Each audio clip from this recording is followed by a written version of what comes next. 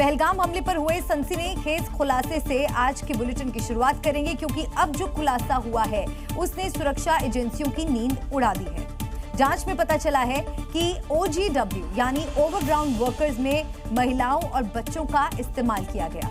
ये ठीक वही पैटर्न है जैसे ISIS के आतंकी बच्चों को ट्रेन कर किलर बनाते थे, सरतन से जुदा कराते थे। कश्मीर में भी महिला और बच्चों का इस्तेमाल कर आतंकी घटनाओं को अंजाम दिया गया। तो सवाल ये कि क्या पहलगाम की घटना ISI के पैटर्न पर अंजाम दी गई?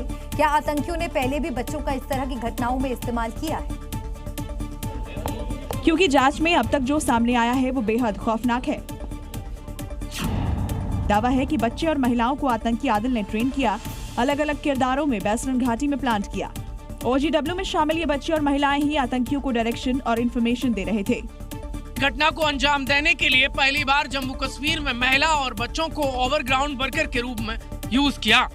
ये जांच में खुलासा हुआ है और ये आतंकियों को गाइड कर रहे थे वहां आने के लिए और भाग जाने के लिए। 13 दिन बाद आतंकी अटैक मामले में ये खुलासा हुआ है। इस खुलासे से सुरक्षा एजेंसियों के साथ एक्सपर्ट भी दंग है कि कैसे ISIS का पैटर्न यूज कर बैसरन घाटी में इतनी बड़ी आतंकी वारदात को अंजाम दिया गया। बैसरन हमले का ISIS पैटर्न कोई थ्योरी नहीं है, ऑपरेशनल स्ट्रैटेजी ही ISIS से मेल खाती है। ISIS बच्चों को इंडोक्ट्रिनेट करके उन्हें हमलों और जासूसी कार्यों के लिए उपयोग करता है, ठीक वैसे ही जैसे पहलगाम हमले में बच्चों को OGW के तौर पर प्लांट किए जाने का खुलासा हुआ है।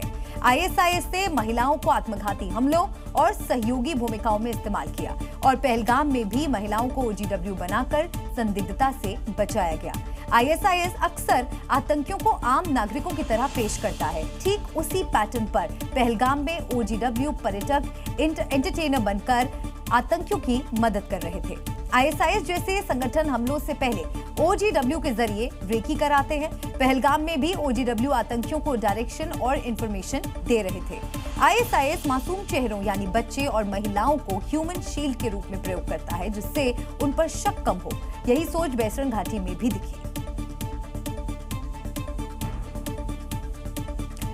तो आपको बता दें कि ये बड़े खुलासे लगातार सामने आए हैं। एक तरफ नए नए खुलासे हो रहे हैं तो दूसरी तरफ तमाम लोगों के मन में अब ये सवाल उठने लगे हैं कि सरकार पहलगाम का बदला कब लेगी।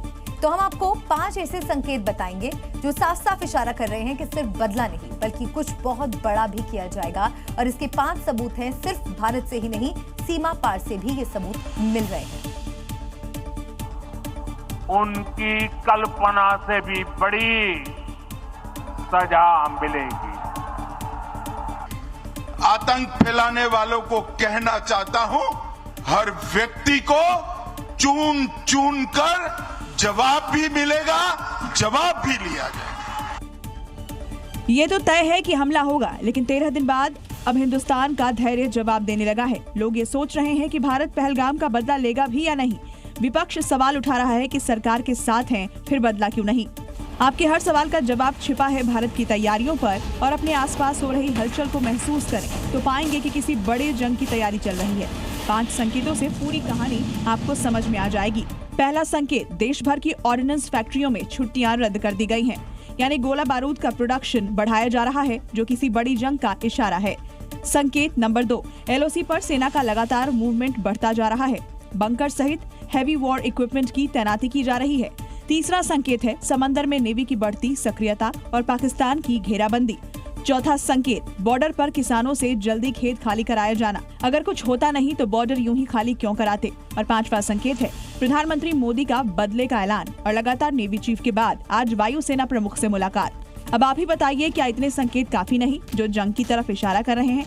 देखते जाइए, बदला ऐसा होगा कि पाकिस्तान की पीढ़ियां याद रखेंगी।